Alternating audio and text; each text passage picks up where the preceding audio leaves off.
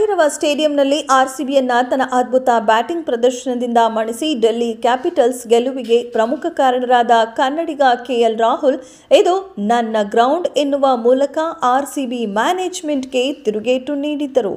ಹೌದು, ಆರ್ಸಿಬಿ ವಿರುದ್ಧ ಇನ್ನು 7 ಎಸೆತಗಳು ಬಾಕಿ ಇರುವಂತೆ 4 ವಿಕೆಟ್ ಕಳೆದುಕೊಂಡ 164 ರನ್ ಗಳಿಸಿ ಡೆಲ್ಲಿ ಕ್ಯಾಪಿಟಲ್ಸ್ ಗೆಲುವಿನ ನಗೆ ಬೀರಿತ್ತು. ಸದ್ಯ ನಡೆದ ಆರ್ಸಿಬಿ ವಿರುದ್ಧ ಪಂದ್ಯದ ಆಟದಲ್ಲಿ ಡೆಲ್ಲಿ ಕ್ಯಾಪಿಟಲ್ಸ್ನ ಕನ್ನಡಿಗ ಕೆಎಲ್ ರಾಹುಲ್ ಪ್ರದರ್ಶನ ಎಲ್ಲರ ಗಮನ ಸೆಳೆಯಿತು. 53 ಎಸೆತಗಳಲ್ಲಿ 93 ರನ್ ಗಳಿಸಿ ಅಜೇಯವಾಗಿ ಉಳಿದರು. ಇನ್ನು ಆರ್ಸಿಬಿ ವಿರುದ್ಧ ಜಯ ಗಳಿಸುತ್ತಿದ್ದ ಹಾಗೆ ಬ್ಯಾಟ್ನಿಂದ ನೆಲದ ಮೇಲೆ ಸರ್ಕಲ್ ಹಾಕಿ ನೆಲಕ್ಕೆ ಬಡಿದು ಇದು ನನ್ನ ನೆಲ, ನಾನಾಡಿದ ಗ್ರೌಂಡ್ ಎಂದು ಸನ್ನೆ ಮೂಲಕವೇ ತಿರುಗೇಟನ್ನ ನೀಡಿದ್ದಾರೆ. ಸದ್ಯ ರಾಹುಲ್ ಆಕ್ರೋಶದ ವಿಡಿಯೋ ಸಾಮಾಜಿಕ ಜಾಲತಾಣದಲ್ಲಿ ವೈರಲ್ ಆಗಿವೆ. ಇದೆಷ್ಟು ಈ ಹೊತ್ತಿನ ಸುದ್ದಿ. ಮತ್ತಷ್ಟು ಸುದ್ದಿಗಳಿಗಾಗಿ ನೋಡ್ತಾ ಇರಿ ಸಿರಿ ಟಿವಿ.